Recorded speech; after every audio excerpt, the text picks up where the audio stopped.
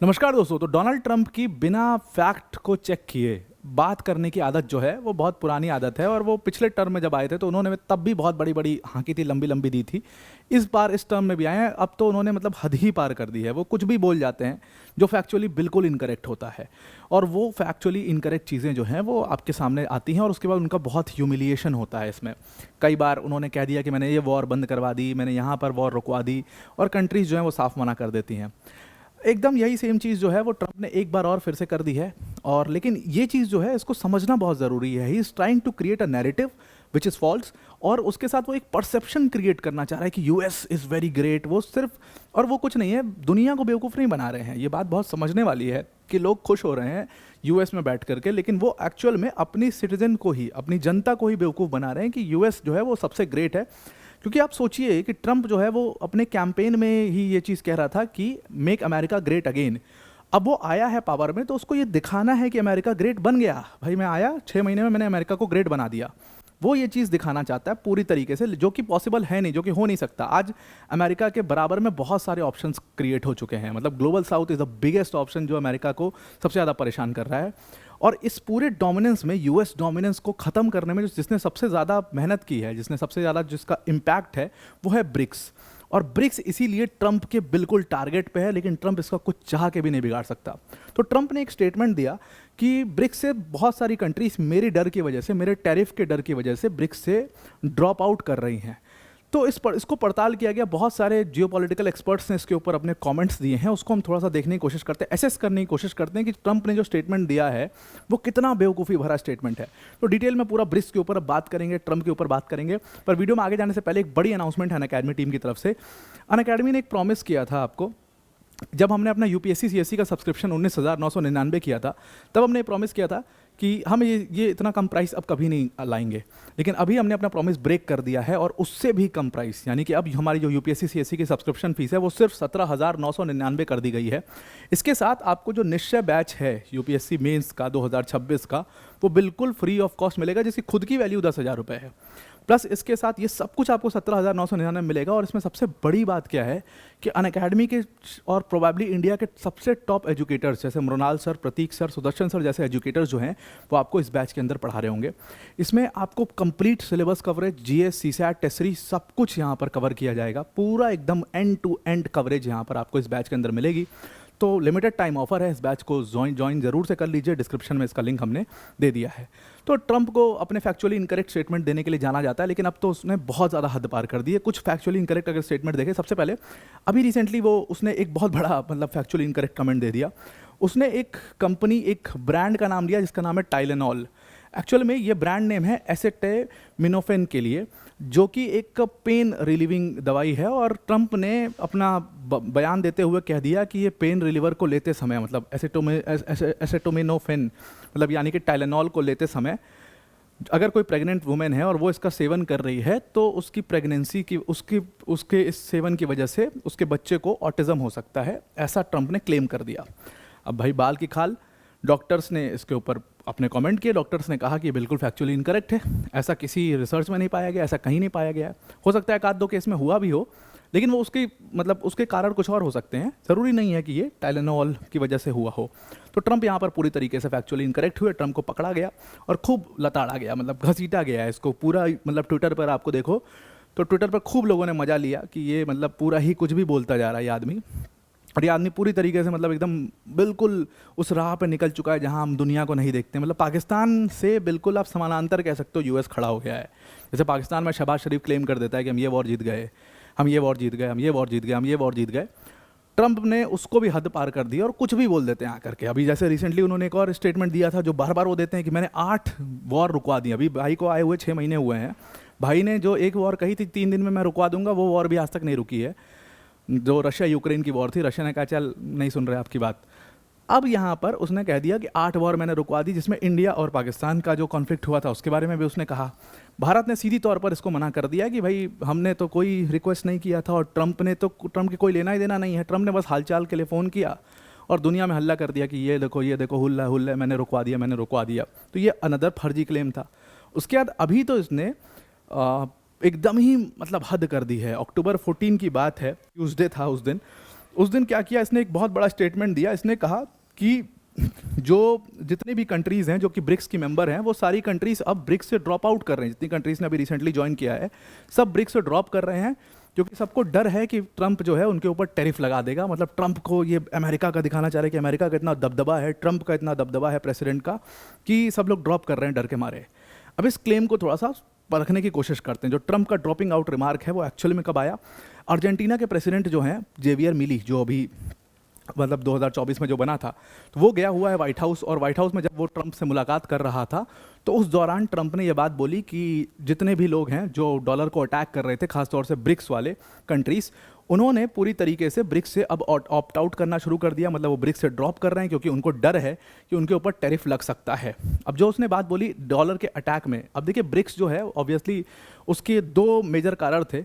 BRICS का अगर formation आप देखोगे ऑलरेडी उसको एक इनफॉर्मल ग्रुप की तरह ज़रूर फॉर्म किया गया था, लेकिन वो एक थर्ड वर्ल्ड ऑर्डर बनाने की कोशिश थी, क्योंकि शुरू से आपने देखा कि यूएस और वेस्टर्न कंट्रीज़ ने डोमिनेट करने की कोशिश करी, चाहे बैंकिंग सिस्टम हुआ या पूरे वर्ल्ड को डोमिनेट करने की हर तरीके से कोशिश करी। ब्रिक्स को क्रिएट उसी लिए किया था, इतनी बात आप जानते हो, तो उसको उसमें डिटेल में जाने की ज़रूरत नहीं है।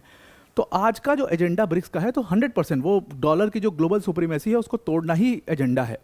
डॉलर का इस्तेमाल करके ये लोग पूरी तरीके से वर्ल्ड ऑर्डर के ऊपर कब्जा करना चाहते हैं, और जाहिर सी बात है कंट्रीज़ जो है उसका एक ऑल्टरनेटिव ढूंढ रही हैं, क्योंकि इन लोगों ने मजबूर किया ऑल्टरनेटिव ढूंढने के लिए, इसलिए ऑल्टरनेटिव ढूंढा जा रहा है। उसके एफर्ट्स भी आप देखोगे कि डॉलर का इस्तेमाल करना बंद कर दिया है, कंट्रीज़ ने लोकल करेंसी में डील करना शुरू कर दिया है। एक बात और कही गई थी कि ब्रिक्स अपनी एक करेंसी बना रही है, लेकिन ये बात ठीक नहीं है। ब्रिक्स ने खुद ही मना कर दिया था। मतलब रशिया से पूछा गया, रशिया ने मना कर दिया, इंडिया ने मना कर दिया, चाइना ने मना कर, सबने कहा कि हम कोई ब्रिक्स करेंसी वरेंसी नहीं बना रहे हैं। हाँ, लेकिन लोकल करेंसी में तो डील कर ही रहे हैं, और ख़ास तौर से उस पेमेंट सिस्टम से हम डिपेंडेंट हो रहे हैं जो पूरी तरीके से यूएस के कंट्रोल से बाहर है। हम वो पेमेंट सिस्टम यूज़ कर रहे हैं। कुछ केसेस में हमने ये भी देखा कि बार्टर सिस्टम भी यूज़ किया गया है कहीं कहीं पर। रशिया ने और चाइना ने आपस में बार्टर सिस्टम भी शुरू कर दिया है यूज़ करना।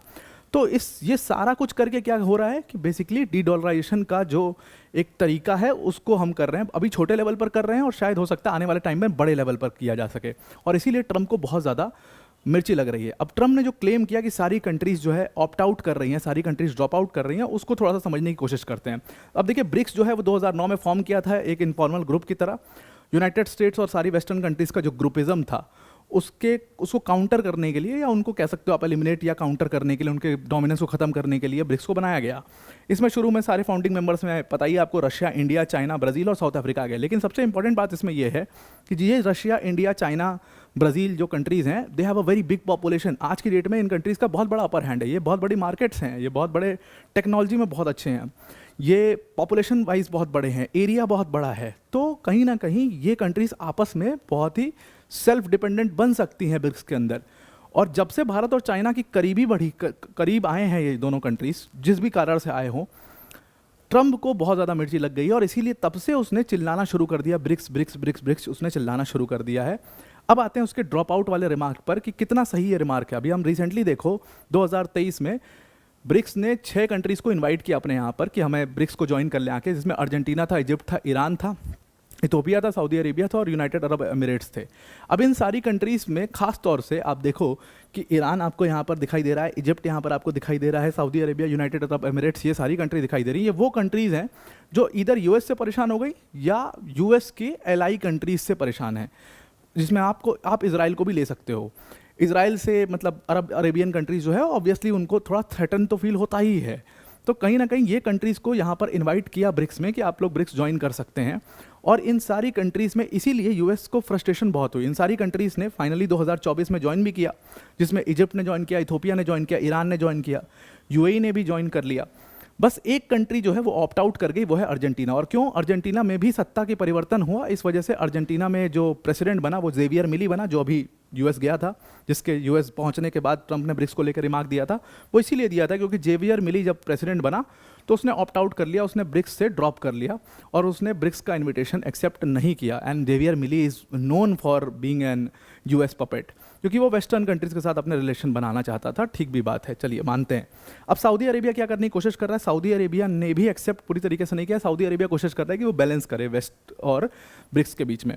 खैर, Saudi Arabia is also supporting BRICS. अब इसको देख करके बहुत सारी कंट्रीज़ जो हैं, जो दबी कुचली कंट्रीज़ थी, उन्होंने खुद से आकर के आगे, खास तौर से इसमें ग्लोबल साउथ की कंट्रीज़ थी जिनको आज तक प्रताड़ित करते आ रहा है यूएस या वेस्टर्न एलाइज उसके, वो सारी कंट्रीज़ ने खुद ऑफर दिया कि भाई हमें ज्वाइन करवा लो आप ब्रिक्स के अंदर। तो टर्की ने दिया, अर्डोगान बहुत ज़्यादा ज्वाइन करना चाहता है ब्रिक्स को, हमेशा बात करता रहता है ब्रिक्स को ज्वाइन करने की, वो तो सिर्फ इंडिया की वजह से एक पूरा वो वॉल बनी हुई है। बाकी कजाकिस्तान, वियतनाम, थाईलैंड, इन सब ने, कॉन्गो, अल्जीरिया, बोलीविया, क्यूबा, इन सब कंट्रीज़ ने कहा कि भाई हम ब्रिक्स को ज्वाइन करना चाहते हैं। और इस जनवरी में इंडोनेशिया जो है वो ब्रिक्स का फुल मेंबर बना। और ये बाकी जो कंट्रीज आप देख रहे हो, Kazakhstan, Nigeria, Malaysia, Thailand, Cuba, Vietnam, Uzbekistan, Uganda, ये सारी पार्टनर कंट्रीज़ बनी।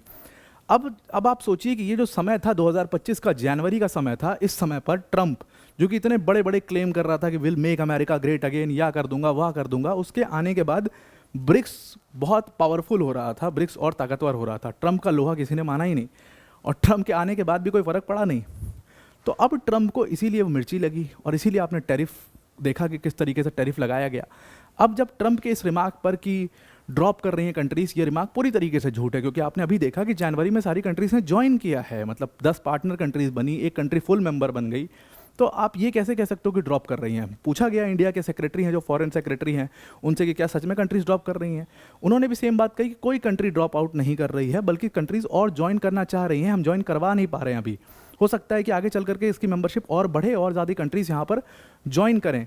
अभी आपने देखा किस तरीके से रिसेंटली साउथ इजिप्ट ने, इथोपिया ने, इंडोनेशिया ने, ईरान ने, यूएई ने, ये सारी कंट्रीज़ ने उसको ज्वाइन किया। तो कोई भी यहाँ पर ड्रॉप आउट नहीं कर रहा है, बल्कि ट्रंप जो बार बार टैरिफ लगा रहे हैं ना, उसकी वजह से ये कंट्रीज़ जो हैं और परेशान हो रही हैं, और कहीं ना कहीं ये और ज़्यादा ब्रिक्स की तरफ मूव कर रही हैं। ये और चाहती हैं कि हम किसी तरीके से एक थर्ड वर्ल्ड ऑर्डर क्रिएट करें, और यूएस और उनके जो वेस्टर्न कंट्रीज़ हैं उनकी दादागिरी को ख़त्म करें। इवन जो स्पुतनिक न्यूज़ के हेड हैं, उन्होंने भी रिसर्च किया इसके ऊपर, और उन्होंने भी सेम बात कही कि एकदम बेबुनियाद क्लेम है जो ट्रंप कर रहा है कि ब्रिक्स से कंट्रीज़ ड्रॉप आउट कर रही हैं।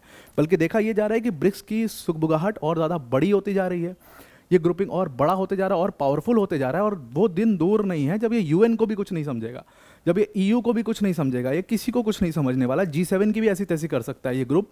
ये बहुत बड़ा ग्रुप बनता चला जा रहा है, और कहीं ना कहीं इसके सक्सेस में 3 कंट्रीज़ का बहुत बड़ा रोल रहेगा, जिसमें रशिया होगा, इंडिया होगा और चाइना होगा। ये 3 कंट्रीज़ जो हैं इसको बहुत बड़ा बना सकती हैं, और इसीलिए ग्लोबल साउथ की सारी कंट्रीज इस बात को समझ रही हैं और इसको ज्वाइन करना चाह रही हैं, खास तौर से ग्लोबल साउथ की countries. So you can say that BRICS जो है वो और बड़ा होता जा रहा है, और इसीलिए ट्रंप फ्रस्ट्रेशन में ये सारे बयान यहाँ पर दे रहा है। तो इसके बयान पूरी तरीके से बेबुनियाद है। आई होप आपको पूरा ये आर्टिकल समझ में आ गया होगा। आज के लिए इतना ही। Thank you and have a nice day.